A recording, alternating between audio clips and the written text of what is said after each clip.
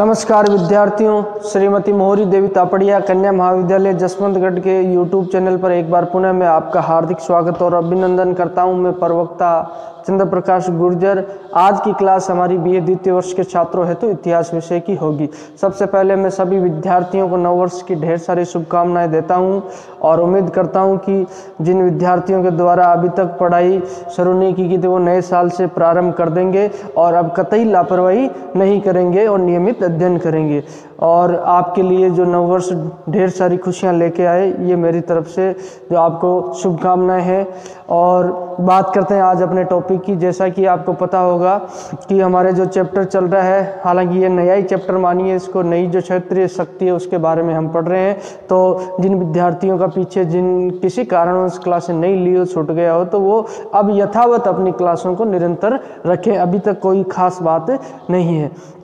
पुनः जो यहाँ से स्टार्ट होगा और यहीं तक घूमकर वापस आ जाएगा तो पूरा पाठ्यक्रम सभी का हो जाएगा। जिस तरीके से बात करते हैं यहाँ से अपन पाठ्यक्रम को, अगर विद्यार्थी सोचता है कि मैंने पहले पढ़ना शुरू नहीं किया तो कोई बात नहीं। अगर यहाँ से शुरू करते हो तो यहीं से शुरू होकर घूमते हुए वापस यहीं तक आ जाएगा और आपका पाठ्यक्रम पूरा यहीं हो जाएगा। तो आज हम बात करने वाले हैं दिल्ली सल्तनत, जो हम पढ़ रहे हैं मध्यकालीन भारत के बारे में हम पढ़ रहे हैं। मध्यकालीन भारत में जो क्षेत्रीय शक्तियों के विकास के बारे में कर रहे हैं, यानी प्रांतीय राजवंश। मध्यकाल में जो प्रांतीय राजवंशों का, कौन कौन से प्रांतीय शासकों का जो उदय होता है और कौन कौन से क्षेत्रों में शासन किया है। तो बात की जाए तो क्षेत्रीय शक्तियों के विकास के दौरान हमने जो गुजरात और बंगाल को पढ़ लिया, गुजरात और बंगाल को हमने पढ़ लिया है। उसके अलावा आज पढ़ने वाले हैं मालवा को। अब विद्यार्थी ये जिज्ञासा उत्सुकतावश देखेंगे ये मालवा कौन सा क्षेत्र माना जाता है। तो सबसे पहले हमें ये जानना चाहिए मालवा क्षेत्र कहाँ है, भारत में कहाँ पड़ते हैं और कौन से प्राचीन समय में कौन से क्षेत्र को मालवा के नाम से जाना जाता था। वर्तमान समय की अगर बात की जाए तो मध्य प्रदेश का भाग ही मालवा कहलाता था। मालवा की बात करें तो मालवा है जो एमपी मध्य प्रदेश का पश्चिमी भाग है, जो मध्य प्रदेश भारत का जो राज्य है, और तथा राजस्थान का दक्षिण पूर्वी हिस्सा, राजस्थान का दक्षिण पूर्वी हिस्सा भी मध्य प्रदेश प्रांत में आता था और प्राचीन समय में यही क्षेत्र मालवा के नाम से जाना जाता था।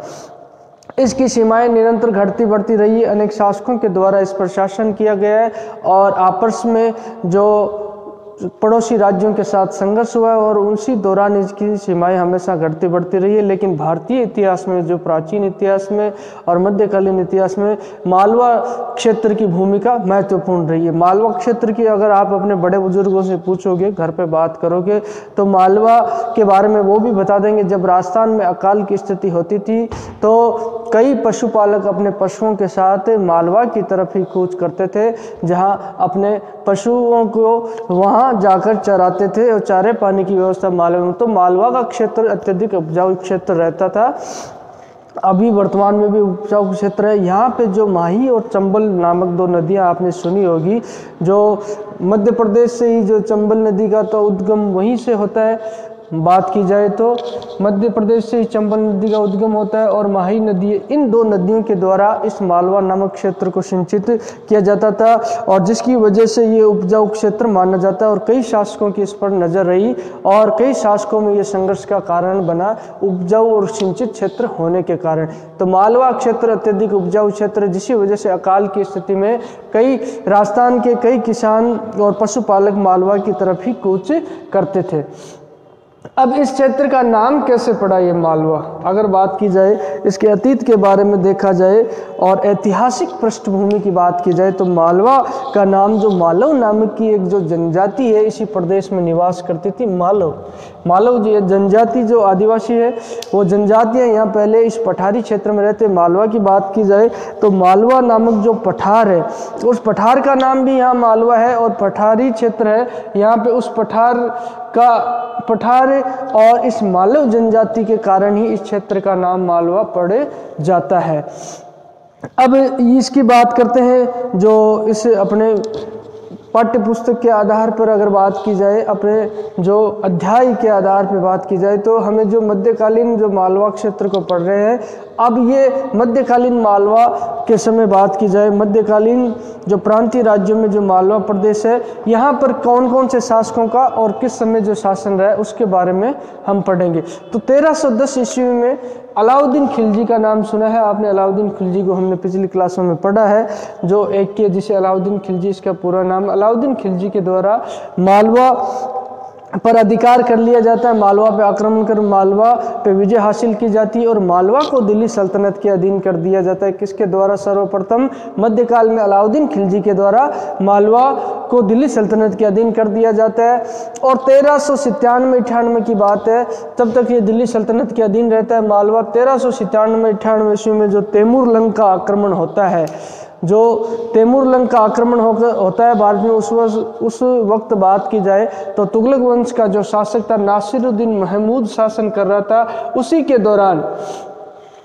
के दौरान बात की जाए तो उसी आक्रमण के दौरान ये मालवा राज्य स्वतंत्र हो जाता है और दिल्ली सल्तनत की जो अधीनता को अस्वीकार कर दी जाती है। उसी समय ये राज्य स्वतंत्र होता है। और उस समय बात की जाए तो दिलावर खां गोरी, जिसका एक अन्य नाम हुसैन खां गोरी हुई, ये मालवा का सूबेदार था। और उस समय जो अराजकता और अव्यवस्था तैमूर के आक्रमण के समय होती है, कहते हैं कि दिल्ली में 1 महीने तक तैमूर लंग जो रुका था और वहाँ पे कई लोगों का कत्लेआम इसके द्वारा किया गया और परिंदे ने भी पर नहीं मारा था एक दिन। और दिल्ली पूरी जो मरे हुए मुर्दों से जो सड़ने लग गई थी दिल्ली, ऐसा भयंकर आक्रमण भारतीय इतिहास में जो सबसे खतरनाक आक्रमण हुआ। इसी वजह से मालवा राज्य को अपने आप को स्वतंत्र करने का उचित अवसर मिल जाता है। और उसी समय दिलावर खां गोरी, जिसका नाम हुसैन खां गोरी भी अन्य नाम, इसके द्वारा अपने आप को स्वतंत्र शासक घोषित कर दिया जाता है। हालांकि अपने आप को राजा की उपाधि इसके द्वारा नहीं दी जाती है और जो इसके पुत्र के द्वारा ही अपने आप को स्वयं को राजा की उपाधि बाद में दी जाती है। लेकिन दिल्ली की अधीनता मानने से इसके द्वारा अस्वीकार कर दी जाए और मालवा का स्वतंत्र अस्तित्व हो जाता है। अब बात करते हैं मालवा पर कौन कौन से शासकों के द्वारा जो शासन किया गया, जिसे हम मुख्य रूप से पढ़ेंगे। तो मालवा पे बात की जाए तो मालवा पे 2 वंशों के द्वारा, जो मुस्लिम शासकों के द्वारा, मुस्लिम वंश है उनके द्वारा शासन किया जाता है। हालांकि मध्यकाल में मालवा पे मुस्लिम शासकों का ही अधिकार रहता है। जब मालवा स्वतंत्र हो जाता है तैमूर के आक्रमण के समय 1397-98 की बात है, उस समय उसके पश्चात 2 वंश के जो मुस्लिम वंशों के द्वारा शासन किया, एक तो गौरी वंश के द्वारा शासन किया जाता है, एक खिलजी वंश के द्वारा। अब गौरी वंश के द्वारा शासन कहाँ से कहाँ तक किया जाता है बात की जाए तो 1401 ईस्वी से लेकर 36 ईस्वी तक गौरी वंश के शासकों के द्वारा मालवा पे शासन किया जाता है और 1436 ईस्वी से लेकर 1551 ईस्वी तक खिलजी वंश के शासकों के द्वारा शासन किया जाता है। अब गौरी वंश में सबसे प्रथम जो गौरी वंश की स्थापना किसके द्वारा की जाती है? मालवा में, और यहीं से मालवा का स्वतंत्र अस्तित्व अपने को देखने को मिलता है। दिलावर खां गोरी, जिसे हुसैन खां गोरी भी कहा जाता है, इनके द्वारा सर्वप्रथम मालवा में स्वतंत्र राज्य की स्थापना करते हुए 1401 से 1406 ईस्वी तक शासन किया जाता है। इसके पश्चात दिलावर खां गोरी के पश्चात इनके पुत्र होते हैं, जो मैंने ऐस लगा रखा, इसका मतलब सन है। इनके पुत्र होते अल्प खां के द्वारा 1406 ईस्वी से लेकर 35 ईस्वी तक मालवा पर शासन किया जाता है। उसके पश्चात बात की जाए तो गाजी खां के द्वारा 1435 ईस्वी से लेकर 36 ईस्वी तक मात्र 1 साल तक शासन किया जाता है। ये अयोग्य शासक रहते हैं और इनके समय जो गौरी वंश का शासन समाप्त हो जाता है और इन्हीं के एक जो मंत्री और सूबेदार की बात करें, महमूद खिलजी प्रथम के द्वारा इनकी हत्या कर दी जाती है और मालवा के जो सिंहासन पर महमूद खिलजी का अधिकार हो जाता है और यहीं से खिलजी वंश की नींव पड़ती है। खिलजी वंश का शासन 1436 से 1531 जो अंतिम शासक यही रहते हैं। और इनके पश्चात जो बात की जाए बहादुर शाह है, वो गुजरात के शासक, उनके द्वारा मालवा पर अधिकार करके और उसे अपने अधीन कर लिया जाता है। और 1535 में बात की जाए तो हुमायूं के द्वारा पुनः जो मालवा को दिल्ली सल्तनत के अधीन कर लिया जाता है। अब खिलजी वंश की बात करें तो खिलजी वंश की स्थापना महमूद खिलजी प्रथम के द्वारा की जाती है और इनका शासनकाल 1436 ईस्वी से लेकर जो 1469 तक रहता है। और महमूद खिलजी प्रथम जो काफ़ी योग्य और पराक्रमी शासक है, उनके पश्चात इनके पुत्र होते हैं गियासुद्दीन सरल स्वभाव के होते हैं। इनके द्वारा 1469 ईस्वी से 69 से लेकर 1500 ईस्वी तक शासन किया जाता है। उसके पश्चात नासिरुद्दीन होते, नासिरुद्दीन काफ़ी भोग विलासी शासक होते हैं। 1500 से लेकर 1510 ईस्वी तक शासन किया जाता है। अत्यधिक मदिरा पान करके झील में गिरने से इनकी मृत्यु हो जाती है। और उसके पश्चात जो मालवा के अंतिम शासक होते हैं महमूद खिलजी द्वितीय होते हैं, और इनका संघर्ष जो गुजरात के शासक बहादुर शाह से भी होता है, और उसके अलावा जो राणा सांगा है इनके साथ भी इसका संघर्ष होता है। और इनके मध्य जो युद्ध होता है ये वाकई में निर्णायक युद्ध रहता है। उसका जो इनके द्वारा बात की जाए तो उस वक्त चित्तौड़गढ़ में जो कीर्ति स्तंभ कुंभा के द्वारा इस युद्ध की विजय के पश्चात बनाया गया उपलक्ष्य में, और वहीं महमूद खिलजी के द्वारा भी जो विजय स्तंभ बनाया गया था मांडू में जो 7 मंजिला था, तो वो अपने आगे पढ़ेंगे। तो इस तरीके से मालवा का जो क्षेत्र होता है, मालवा राज्य का उदय होता है, और इन शासकों के द्वारा मालवा पे शासन किया जाता है। मध्यकाल के दौरान ये मालवा प्रदेश होता है, और आगे की क्लासों में हम इनके निरंतर शासकों के बारे में पढ़ेंगे।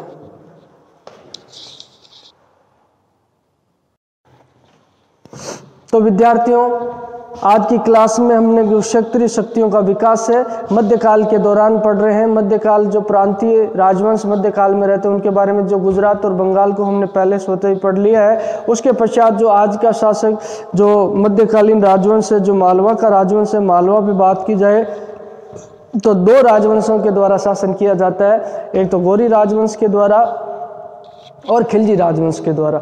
1401 ईस्वी से लेकर और 1436 तक गौरी वंश के द्वारा शासन किया जाए, ये मुस्लिम राजवंश होते हैं दोनों। उसके अलावा 1436 से लेकर 1531 ईस्वी तक खिलजी वंश के द्वारा शासन किया जाता है। और इसी के दौरान ये गौरी वंश के शासकों की बात करें तो दिलावर खां गौरी, अल्प खां और गौरी, गाजी खां गौरी, ये 3 शासक गौरी वंश के होते हैं। उसके पश्चात ये खिलजी वंश के महमूद खिलजी प्रथम, गियासुद्दीन, नासिरुद्दीन, महमूद खिलजी द्वितीय शासक होते हैं। और मालवा की ऐतिहासिक पृष्ठभूमि की हमने बात की। मालवा की ऐतिहासिक पृष्ठभूमि के बारे में बात की जाए तो मध्य प्रदेश का पश्चिमी भाग और राजस्थान का जो दक्षिण पूर्वी भाग है वो मालवा नामक जो प्रदेश में आता था प्राचीन समय में। इसी प्रदेश को, इसी भौगोलिक क्षेत्र को मालवा के नाम से जाना जाता था। और इसके नामकरण के बारे में कहा जाता है कि मालव नामक की कोई जनजाति इस क्षेत्र में रहती थी। उस जनजाति के नाम के आधार पे इस क्षेत्र का नामकरण मालवा हो जाता है। और सर्वप्रथम अलाउद्दीन खिलजी के द्वारा ही मध्यकाल के दौरान 1310 ईस्वी में आक्रमण करके यहाँ मालवा को विजय करके और दिल्ली सल्तनत के अधीन कर लिया जाता था। और उसके अलावा जो 1397-98 ईस्वी में जब तैमूरलंग का आक्रमण होता है, तैमूरलंग का, तो उसी समय जो मालवा का राज्य है दिल्ली सल्तनत से स्वतंत्र हो जाता है। और दिल्ली सल्तनत